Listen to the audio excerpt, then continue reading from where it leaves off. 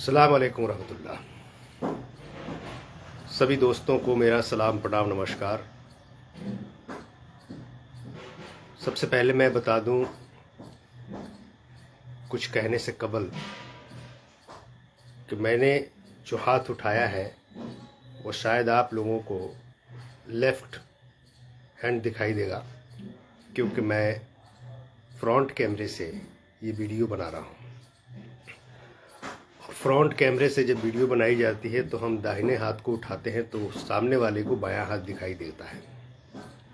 लेकिन इस चीज़ को आप समझ सकते हैं कि आप भी फ्रंट कैमरे पर जब आएंगे तो आपको ऐसा ही दिखाई देगा। इसलिए इस सवाल को आप लोग जो है अपने दिमाग में नहीं रखेंगे, क्योंकि मैं जब भी लाइव आता हूं तो इस तरह के सवालात लोगों के कमेंट्स बॉक्स में आते हैं। लाइव आने का, फेसबुक लाइव आने का मकसद जो है यूं समझा जाए तो बहुत ख़ास है, और अगर नहीं समझा जाए तो कुछ भी नहीं है। सोशल मीडिया एक ऐसा माध्यम है जिस पे अच्छी प्रतिक्रियाएं, अच्छे मैसेज, अच्छे सोशल वर्क किए जा सकते हैं, और इसके उल्टा आप सोशल मीडिया का गलत इस्तेमाल भी कर सकते हैं, और लोग करते भी हैं। मैं चंद उसी टॉपिक पे बात करूंगा, सोशल मीडिया को लेकर और सोशल एक्टिविटी को लेकर। सोशल लोगों को कैसे सोशल एक्टिविटीज़ का जो एक तरह से स्तर दिखाते हैं, एक प्रयास करते हैं, मैं उसके ऊपर कुछ खास बातें आप लोगों के सामने शेयर करने की कोशिश कर रहा हूं। जो मेरी जानकारी में है, जो मेरी नॉलेज में है, मैं उस चीज़ को आपके सामने रख रहा हूं। मैं मोहम्मद अमीरुल्लाह अंसारी, आप लोग शायद मुझे जानते भी होंगे। जो भाई मुझे नहीं जानते हैं वो मेरा नाम जान ले कि मेरा नाम मोहम्मद अमीरुल्लाह अंसारी है, और मैं बिहार प्रदेश के गोपालगंज जिला से बिलोंग करता हूं। मेरा मुकाम गोपालगंज जिला है, और मैं काफ़ी दिनों से, या यूं कह लीजिए कि मैं अगर तारीख बताऊं तो सोशल मीडिया के माध्यम से मैं 2004 से 2005 से मैं सोशल मीडिया के माध्यम से लोगों को अपनी जानकारी, अपनी बातों को, अपने सोशल एक्टिविटी को बताते रहता हूं और दिखाते रहता हूं। अब लोगों के मन में एक सवाल ये भी आएगा कि 2004-2005 में सोशल मीडिया का इतना ज़माना नहीं रहा है।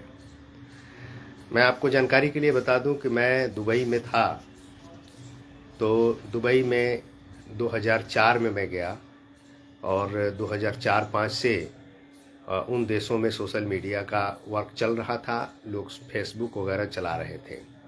मैं भी उनसे फेसबुक आईडी पे मैं भी काम करता था। मैसेज के द्वारा या फिर वीडियो के माध्यम से लोगों को अपनी बातें, अपने जो विचार है, मैं व्यक्त करते रहा। मैं सोशल मीडिया की पुरानी बातों को मैं नहीं दोहराना चाहता हूं। मैं आज की इस तारीख की बात बताने जा रहा हूं कि सोशल मीडिया का इस्तेमाल हम में से अगर देखा जाए तो 80% लोग, मेरा ख्याल है इससे ज़्यादा हो सकते हैं, कम नहीं हो सकते हैं। मैं भारत के लोगों की बात कर रहा हूं, मैं अपने देश की बात कर रहा हूं।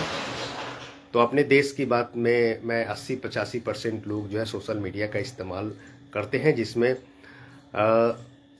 सबसे ज़्यादा यंग जनरेशन जो है सोशल मीडिया का इस्तेमाल करती है, लाइक फेसबुक, व्हाट्सएप, ट्विटर और जो है यूट्यूब।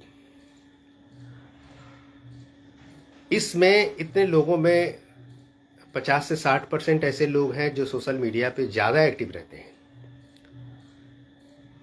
लेकिन सोशल मीडिया पर एक्टिविटी जो है, ज़्यादा लोगों की एक्टिविटी, जो 50-60% जो लोग आबादी के हैं, इसके सोशल मीडिया पे एक्टिव होने का कुछ खास मकसद, कुछ खास रीज़न दिखाई नहीं देता। खास रीज़न और खास मकसद वाले लोग अगर देखा जाए तो 20 से 25% लोग होंगे जो सोशल मीडिया का सही तरीके से इस्तेमाल करते हैं।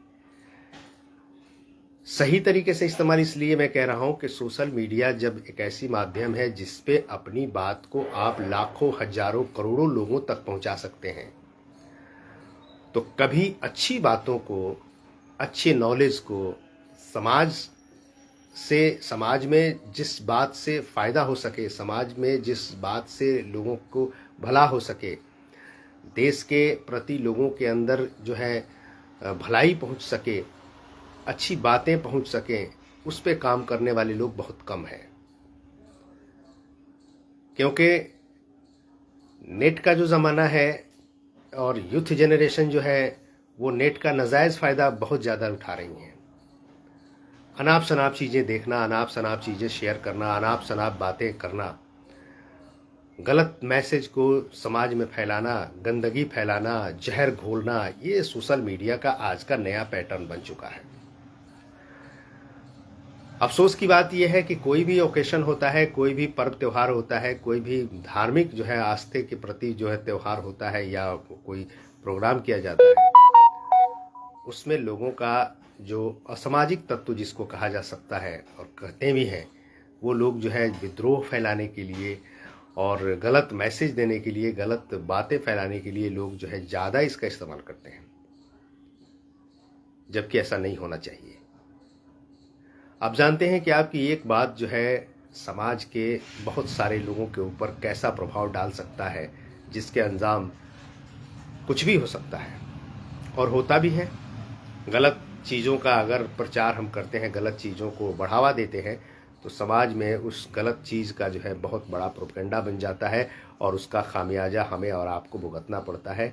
ऐसे लोग भी भुगतते हैं जो मासूम लोग, निर्दोष लोग होते हैं, उनको जो है इस तरह के मैसेज से बहुत बुरा असर पड़ता है। प्रशासन भी इस चीज़ को जो है कई बार कई जगहों पे प्रशासनिक जो है पदाधिकारी लाइव आकर अपने मैसेज को देते हैं कि भाई आप सोशल मीडिया का इस्तेमाल सही तरीके से करें, गलत चीज़ों का इस्तेमाल न करें। मेरा मकसद सिर्फ ये है कि मैं उन लोगों के लिए मैं कुछ मैसेज देना चाहता हूं जो तारीखी एतबार से महरूमियत के शिकार हैं। जैसे सामाजिक तौर पे पिछड़ेपन के शिकार हैं, सोसाइटी में उनकी कोई अपनी पकड़ नहीं है, सोसाइटी में उनकी अपनी कोई पहचान नहीं है। वो खास तबका, वो एक ऐसा तबका है जिसकी कसीर तादाद में आबादी है, आबादी के एतबार से वो बहुत ज़्यादा है, मगर इतने सारे होने के बावजूद भी उनका अपना कोई वजूद नहीं है, उनका अपना कोई स्टेटस नहीं है। इसके पीछे कई कारण हैं, कई रीज़न है। रीज़न सबसे पहले जो मेरी समझ में आता है कि लोग आम जुबान में कह देते हैं या हर आदमी के जुबान पे आता है, बुद्धिजीवी वर्ग के लोग भी इस चीज़ को बार बार उठाते हैं कि शिक्षा की कमी, एजुकेशन की कमी, तालीमी एतबार से हमारे अंदर जागरूकता नहीं है। मगर मैं इस शिक्षा की कमी को लेकर मैं इस पे थोड़ी सी बात मैं खंडन करना चाहता हूँ इस चीज़ को, कि मेरी समझ में मैं जो देखता हूँ कि मेरे अपने समाज की बात मैं करूँ कि जिसको सोसाइटी में बैकवर्ड समाज कहा जाता है, और बैकवर्ड का मतलब पिछड़ा, यानी वो सामाजिक तौर पे पिछड़ा हुआ है, आर्थिक तौर पे पिछड़ा हुआ है, वो एजुकेशनली पिछड़ा हुआ है। तो उसमें जो है जो लोग संपन्न हैं, जो लोग सामाजिक तौर पे मजबूत हैं, जो लोग जो है सोसाइटी में अपनी एक खास पहचान रखते हैं, मैं उनको कुछ कहना नहीं चाहता मैं, क्योंकि वो अपने मेहनत और बलबूते पर उन्होंने ऐसा किया है, क्योंकि उन्होंने अपने दिमाग को चलाया है, उन्होंने अपने शिक्षा को, अपने एजुकेशन को सोशल एक्टिविटीज़ में डेवलप किया है, जिससे उनको फ़ायदा हुआ है। लेकिन कहीं ना कहीं जो है वो जिम्मेदार भी हैं कि जो लोग आपके सोसाइटी में पिछड़े हुए हैं उनको मौका नहीं दिया जाता है, उनको मौका नहीं मिलता है। तो इसके पीछे कई कारण हैं, कई रीज़न हैं। मैं शिक्षा के ऊपर आता हूं कि हमारे समाज में, मैं अंसारी बिरादरी की बात कर रहा हूं, जो प्रदेश में जिनकी आबादी, टोटल प्रदेश की आबादी में जहाँ तक मैं जानता हूँ कि बिहार की 13 करोड़ की आबादी में जिस बिरादरी की आबादी 9 से 10% के आसपास या उससे ज़्यादा हो सकती है और है, उसको जातिगत जनगणना में बहुत नीचे कर दिया गया। नीचे इसलिए किया गया कि इस समाज के अंदर जागरूकता नहीं है। एजुकेशन की बात तो बहुत सारे लोग करते हैं कि अंसारी समाज में बहुत ज़्यादा एजुकेटेड लोग हो रहे हैं, एजुकेशन के प्रति बहुत जागरूकता है और एजुकेटेड हो रहे हैं। माशाल्लाह, अच्छी बात है, होना चाहिए, सभी को पढ़ना चाहिए, सभी पढ़ें, आगे बढ़ें। लेकिन एजुकेशन कौन सा कि किताबी कीड़ा, किताब के बारे में हम किताबों को पढ़ लिए और कहीं ना कहीं किसी सरकारी नौकरी में या किसी प्राइवेट कंपनी में नौकरी करने लगे, तो ये हम जो है सिर्फ अपने भरण पोषण में, अपने घर चलाने में लग गए।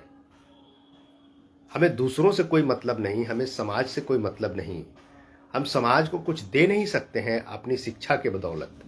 तो मेरी समझ में आपका शिक्षा निराधार है, उस शिक्षा का कोई मतलब नहीं है, उस शिक्षा का कोई वजूद नहीं है, क्योंकि आपके अंदर सोशल एजुकेशन डेवलप है ही नहीं।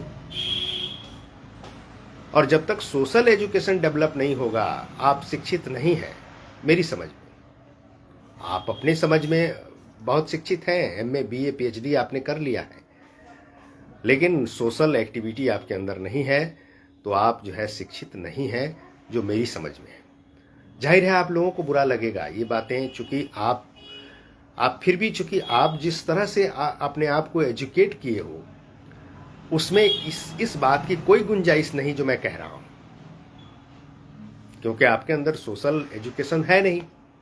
तो जब सोशल एजुकेशन नहीं है तो आपको ये बातें बिल्कुल नागवार गुजरेगी, और मैं माफ़ी चाहूँगा कि आप लोगों को नागवार गुजरती है। अफसोस होता है इस बात का कि आप इस बात को मेरी नज़रिए से नहीं सोच पाते हैं। मैं आपको बताऊं कि बिहार में तमाम कई तरह के जाति बिरादरियां हैं। आप जब उनको देखोगे तो समाज में उनकी एक अपनी खास इमेज, एक खास पहचान है, जिसको समाज मानता है, जानता है, पहचानता है। उनको अहमियत दी जाती है, उनको जगह दी जाती है। देश की सियासत में उनको जगह दी जाती है, देश की राजनीतिक पार्टियों में उनको जगह दी जाती है, देश के बड़े बड़े जो है ऑर्गेनाइजेशन में उनको जगह दी जाती है। वो इसलिए कि उनके अंदर जो है अपनी बिरादरी के प्रति, अपने समाज के प्रति अपने पहचान बनाने की एक क्षमता है और एक जो है एनर्जी है, जो पॉजिटिव एनर्जी, सकारात्मक सोच जिसको कह सकते हैं, और वो उस सोच पर काम करते हैं।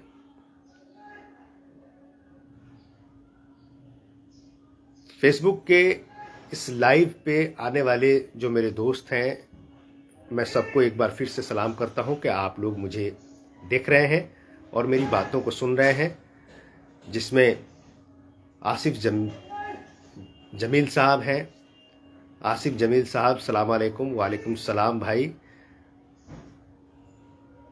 रियाज अंसारी साहब हैं, ओम प्रकाश राय साहब हैं। ये तमाम लोगों को मैं शुक्रिया अदा कर रहा हूं कि आप लोग मुझे सुन रहे हैं। राजनीतिक तौर पर जो बातें मैं करता हूं सोसाइटी को लेकर, मैं अपने बिरादरी के प्रति, चूँकि हर आदमी को ये स्वतंत्रता है कि वो अपनी बात रख सकता है, बट लीगल बातें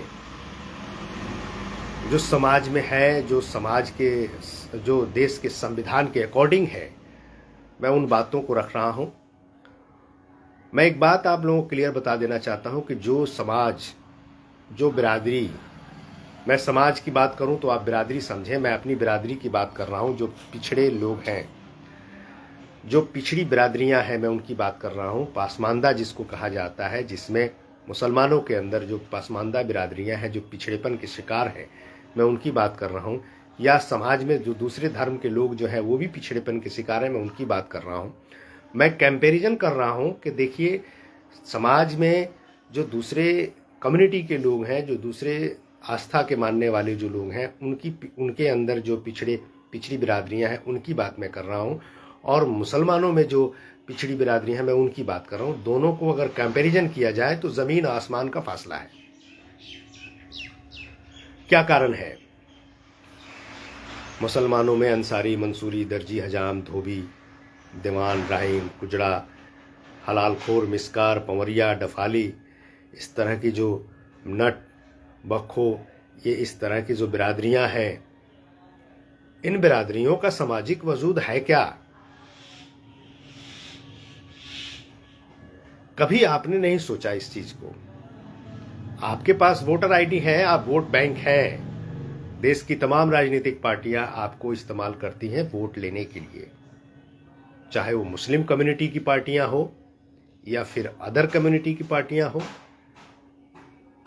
लेकिन जब हक की बात आती है, जो अधिकार देने की बात आती है, तो सुनाते हैं कि भाई देश में या प्रदेश में जो सरकारी योजनाएं लागू होती हैं वो सबके लिए है, उसमें आपको जगह दी जाती है, यानी लॉलीपॉप। आप खुश रहो, फ्री में राशन खाओ, खुश रहो। कुर्सी आपको नहीं दी जाएगी, आपको सम्मान नहीं दिया जाएगा। हाँ, आपको बिजली पानी की व्यवस्था जो आम तरह की होती हैं, जो बुनियादी चीज़ें होती हैं वो आपको मिलेंगी, जो तमाम लोगों को मिलती हैं वो आपको भी मिलेंगी। लेकिन आपको वो जगह नहीं दिया जाएगा जहाँ पे बैठ के आप अपने लोगों को, अपने समाज के प्रति अपने लोगों को वो समाज सम्मानित अधिकार दिला सके। वहाँ जगह आपको नहीं दी जाएगी। वहाँ तब भी आप जाएंगे, उनके पीछे ही आप गुहार लगाएंगे कि भैया हमारे साथ ऐसा हो रहा है।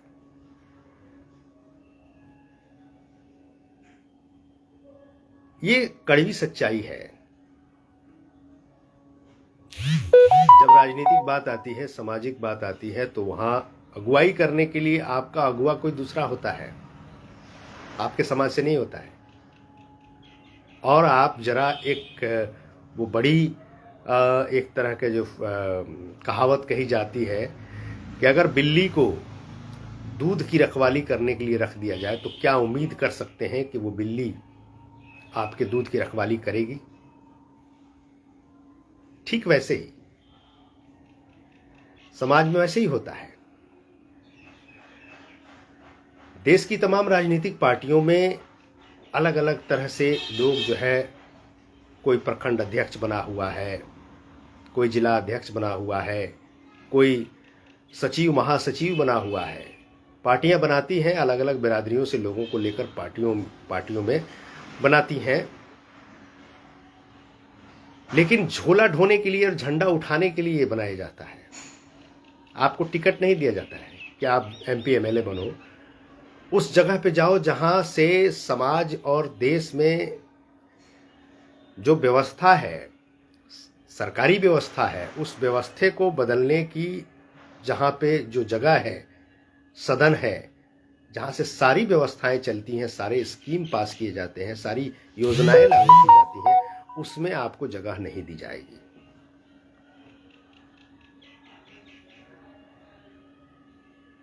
जो विकास की बातें की जाती हैं समाज में, विकास की बातें जो राजनीतिक तौर पे विकास की बातें की जाती है कि बिजली, पानी, रोड, अस्पताल, ये तमाम चीजें मिल रही हैं, सबको मिल रहा है। ये बुनियादी सुविधाएं जो दी जाती हैं, इसको दिखाकर, राशन कार्ड दिखाकर, हेल्थ कार्ड दिखाकर आपको और हमको क्या किया जाता है? हमारे जुबान को बंद किया जाता है। हमें यह एहसास दिलाया जाता है कि आपको सब कुछ मिल रहा है, आप खामोश रहिए, आपको इसमें पढ़ने की कोई ज़रूरत नहीं है। याद रखिए, जिस बिरादरी की सियासी सोच नहीं होती है वो तारीख के पन्नों से ऐसे मिटा दिए जाते हैं जैसे बंद पड़ी किताब के ऊपर धूल को जैसे झाड़ के फेंक दिया जाता है, फिर उसको कोई पूछने वाला नहीं होता है। उस तरह से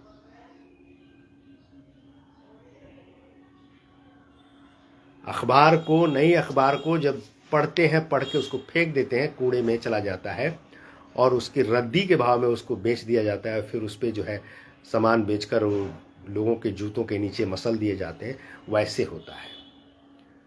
अंसारी बिरादरी की सामाजिक सोच, राजनीतिक शऊर नहीं होगा तो तारीख के पन्नों से आपको मिटा दिया जाएगा, और मिट रहे हैं आप। जिनकी आबादी 1%, आधा % महज,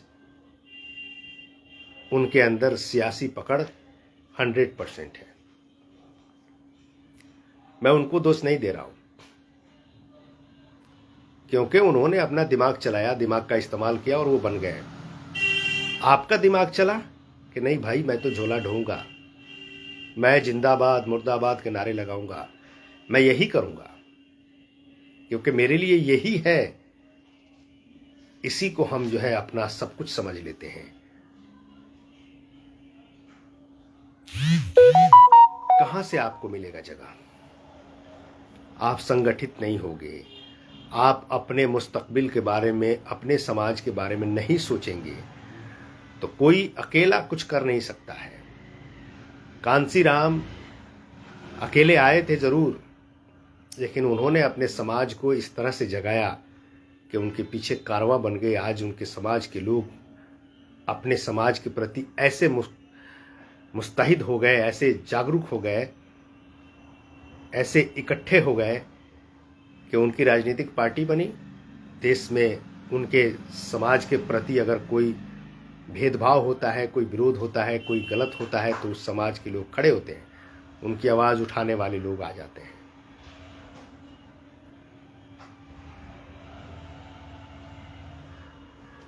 देश के राजनीति में एक अहम रोल अदा करने वाले माननीय श्री लालू प्रसाद यादव जी, यादव समाज को, जिसको लोगों ने मजाक बनाया था, लोग समाज में मजाक बनाते हैं, कहते हैं कि इन लोगों को अकल नहीं होती है। आप जरा गौर फरमाइए, यादव समाज अगर आगे बढ़ा है, अगर इज्जत और प्रतिष्ठा उनकी है, तो वो उनकी काबिलियत है कि वो लोग इस बात को समझ गए और वो लोग समाज में अपने आप की पहचान बनाने के लिए अपने लोगों के पीछे लग गए।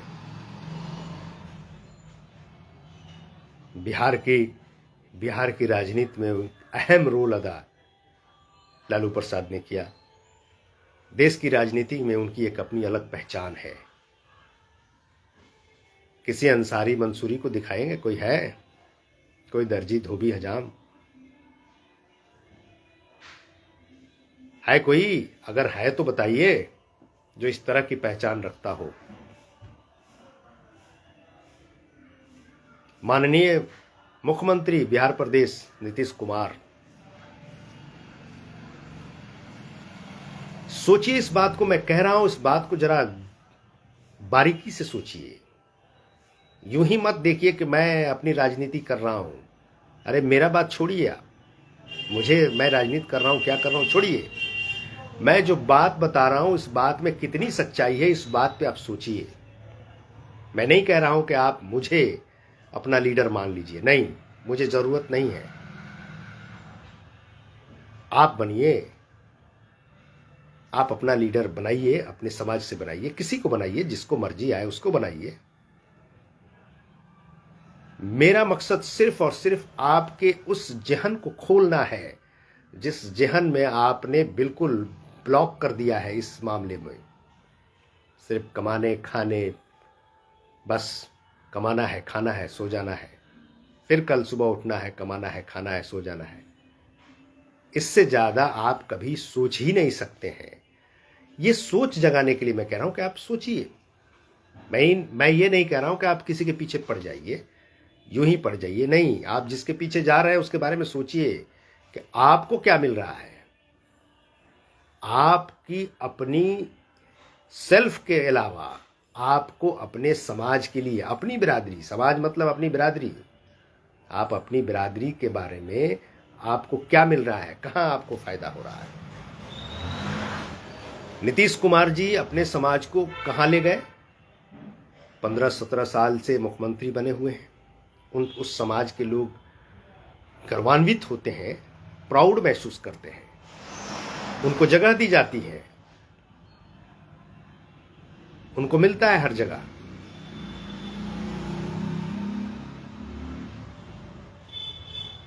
आप क्यों नहीं डेवलप करते हैं अपने अपने समाज को इस तरह से कि आपका भी विधायक हो, आपका भी सांसद हो। आप जो है मुसलमान के नाम पर, इस्लाम के नाम पर जो आपके अंदर जहन में जो बातें डाल दी जाती हैं, आप उसके पीछे दौड़ जाते हो। कभी गौर फरमाया है आपने? हालात देखिए, जिसके ऊपर इतनी भरोसा किया लोगों ने, आज मैं बता रहा हूं कि जो मिडिल ईस्ट में जिस तरह से जंग चले आ रही है फ़लस्तीन और इजराइल के बीच में, फ़लस्तीन के मासूम बच्चों को, फ़लस्तीन के लोगों को जिस तरह से कुचला जा रहा है, क्या गलत और क्या सही है वो तमाम लोग जानते हैं। वहां के मासूम लोग, वहां के निर्दोष लोग किस पे उम्मीद लगाए? मुसलमान के नाम पर सऊदी अरबिया पे, दुबई पे, जितनी मुस्लिम कंट्रीज हैं उन पे, कि भाई मेरे साथ ये नाइंसाफ़ी हो रही है, मेरे साथ नाजायज़ हो रहा है, आप इसका आवाज़ उठाइए, इसके प्रति लोगों को बताइए, इसको बंद कराइए। क्या हो रहा है आप देख रहे हैं। 15,000 से ऊपर लोग मारे जा चुके हैं। किसी मुसलमान के पास, जो मुसलमान अपने आप को कहता है, मुसलमान के नाम पर जो आपको लूट रहा है, उसके पास इतनी हिमाकत नहीं। और जिसको आप कहते हो कि नहीं ये मुसलमानों का सबसे बड़ा दुश्मन है, जिसको सिया कहा जाता है, उससे कोई मतलब मत रखो। वो देश, वो लोग आपके लिए खड़े हैं। मेरे बताने का मकसद ये नहीं कि वहां क्या हो रहा है, नहीं हो रहा है, वो गलत हो रहा है, सही हो रहा है। बिल्कुल, जो गलत है वो गलत है, सही है वो सही है। तो किसी भी धर्म के मानने वाले हो, किसी भी मजहब के मानने वाले हो,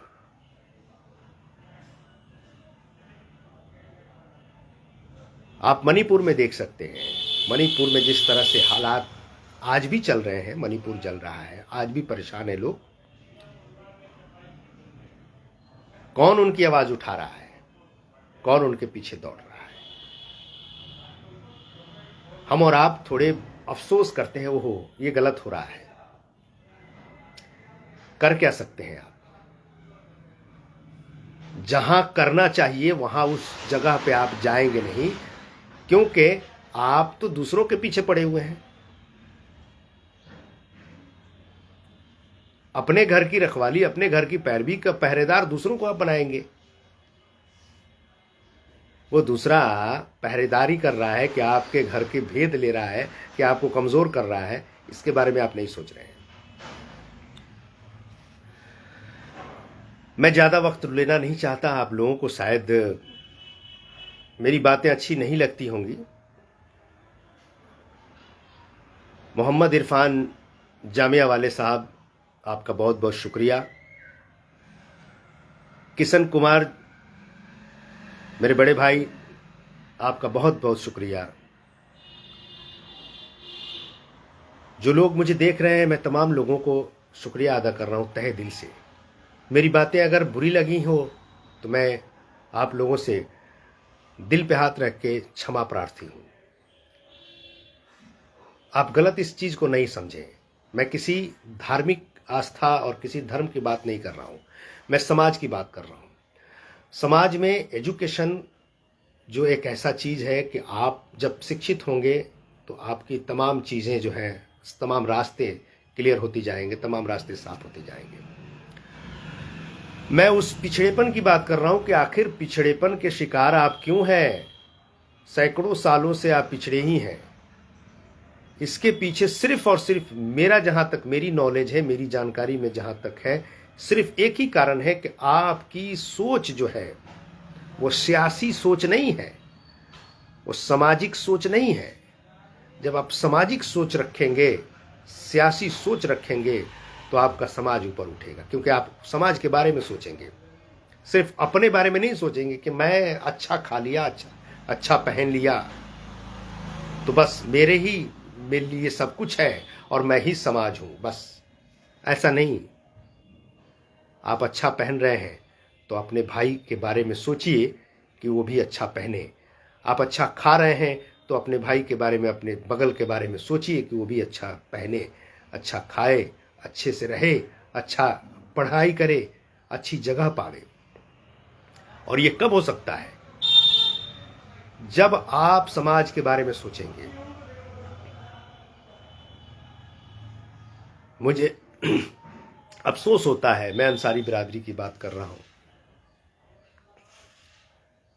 मैं पसमानदा समाज की बात करूं तो मुझे अफसोस होता है कि कहीं दूर दूर तक दिखाई नहीं देता कि इस समाज का कोई एक लीडरशिप हो,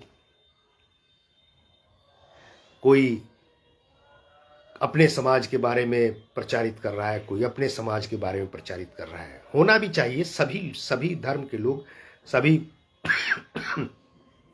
सभी बिरादरी के लोग अपना लीडरशिप बहाल करें, ये होना चाहिए। क्योंकि जब तक ये नहीं होगा तब तक उस समाज की भलाई नहीं हो सकती है। जिसको दलित समाज कहा जाता है, जिसको पिछड़ा समाज कहा जाता है, उनकी आवाज उठाने के लिए आप देख लो कितने सारे लोग पड़े हुए हैं। यादव समाज की आवाज उठाने के लिए, कुशवाहा कुर्मी समाज की बात करने के लिए, राजपूत भूमिहार ब्राह्मण समाज की बात करने वाले लोग, मुसलमानों में शेख सैयद खान पठान की बात करने वाले लोग, कितने सारे लोग हैं। सभी को सैल्यूट है, सबको सलाम है। आपकी बात करने वाला कौन है? ये एक बहुत बड़ा क्वेश्चन मार्क आपके सामने मैं छोड़ के जा रहा हूं। फेसबुक लाइव के माध्यम से मैं अमीरुल्लाह अंसारी, मैं आपसे सवाल करना चाहता हूं। अंसारी, मंसूरी, दर्जी, हजाम, धोबी, कुजड़ा, राइन, इन लोगों से मैं, जितने भी जो बैकवर्ड मुसलमान है, मैं उनसे सवाल करना चाहता हूं कि आपका कौन है?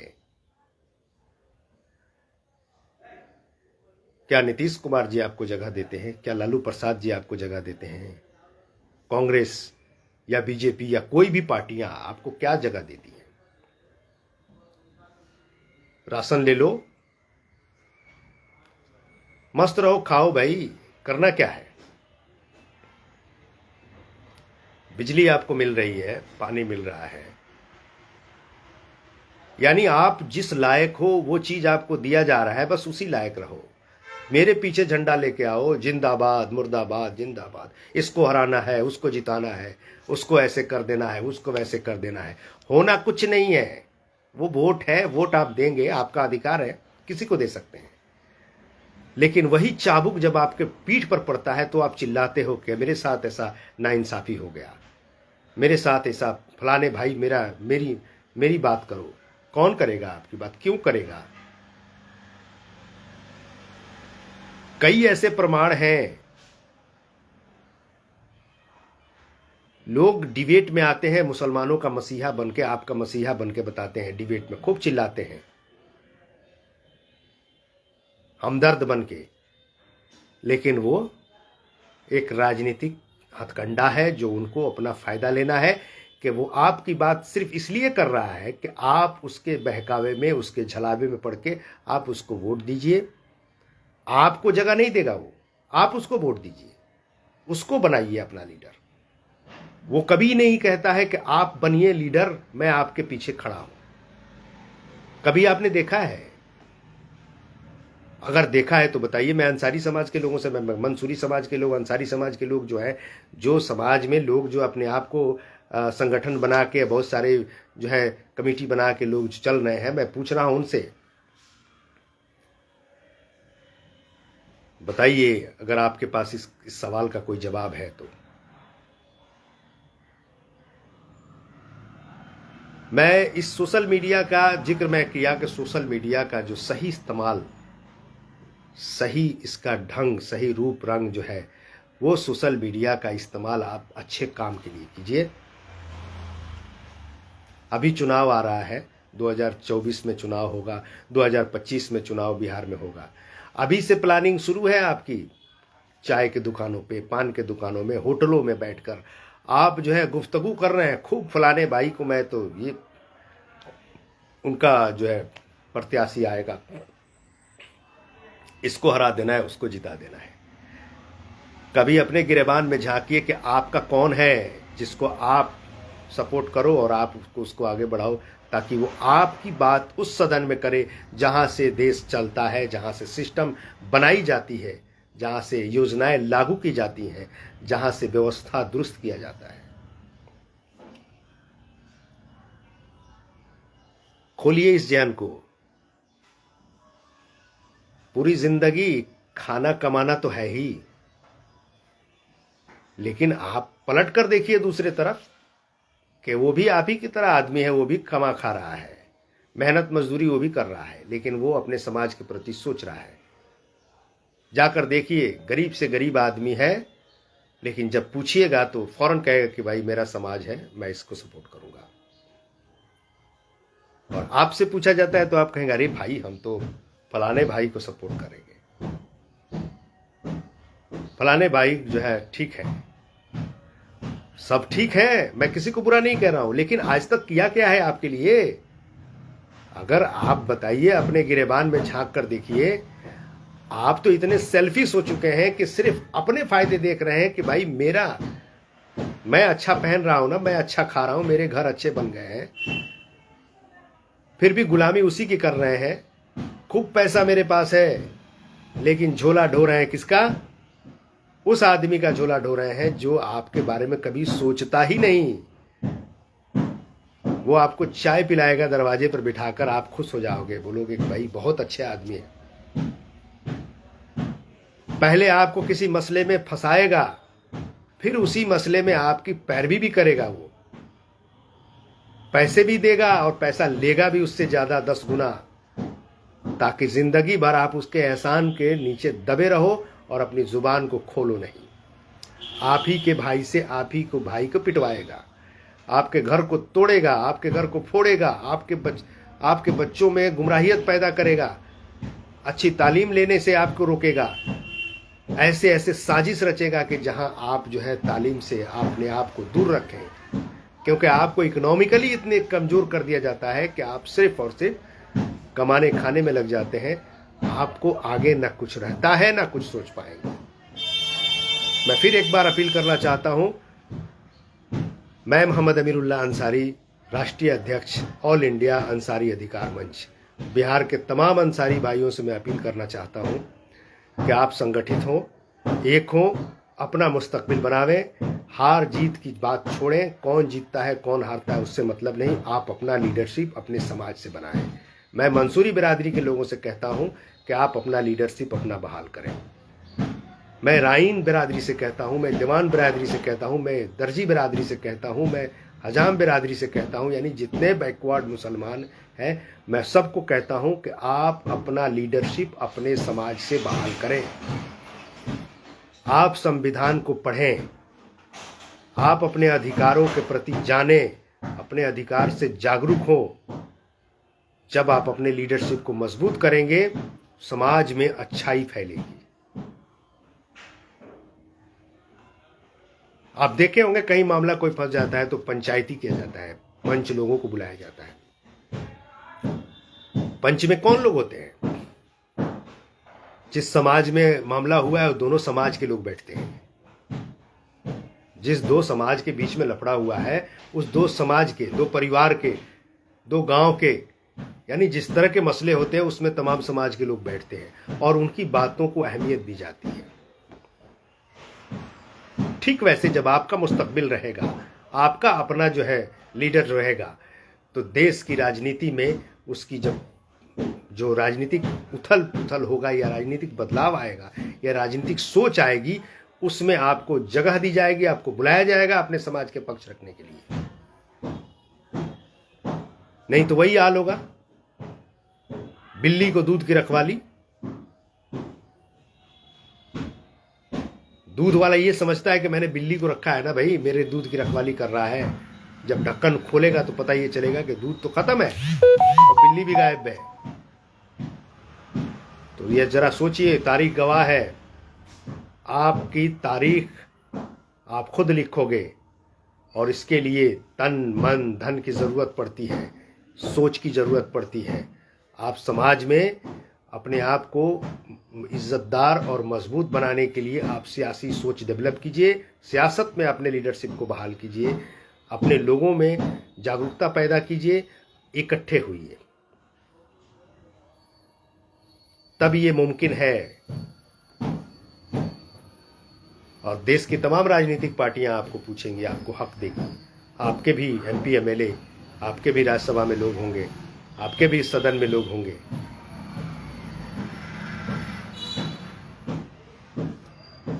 मैं फिर कह रहा हूं कि मेरी बातों से अगर किसी भाई को ठेस पहुंचा हो तो उसके लिए मैं हाथ जोड़ के क्षमा का प्रार्थी हूं। मैं गुजारिश करूंगा कि मेरी बातों को आप दूसरी तरह से न सोचें। मैं सिर्फ और सिर्फ मुस्तकबिल की बात कर रहा हूं, अपनी तारीख की बात कर रहा हूं, आपकी पहचान की बात कर रहा हूं। वो किसी भी समाज का लोग अपनी पहचान बनाए, इसमें कोई ये नहीं है। लेकिन आपको मैं कह रहा हूं कि आप पीछे जो झंडा लेके ढोते हो, जय हो जिंदाबाद करते हो, इसको बंद करो, अपने लोगों के पीछे जाओ। जब आप अपने लोगों के पीछे जाएंगे तभी दुनिया के दूसरे लोग आपके पीछे आएंगे। आप उसके पीछे तो जाते हो, पर आपके पीछे कौन आता है जरा देखिए। आप जिनके पीछे जाते हो उनके पीछे हजारों की तादाद में आप खड़े हो जाते हो, लेकिन आप जरा एक बार बाहर निकल कर देखो आगे खड़े होकर कि आपके पीछे उस समाज के लोग कितने खड़े हैं। आपको एहसास होगा, समझ में आ जाएगा कौन आपका है, कौन आप बेगाना है। खुदा हाफिज।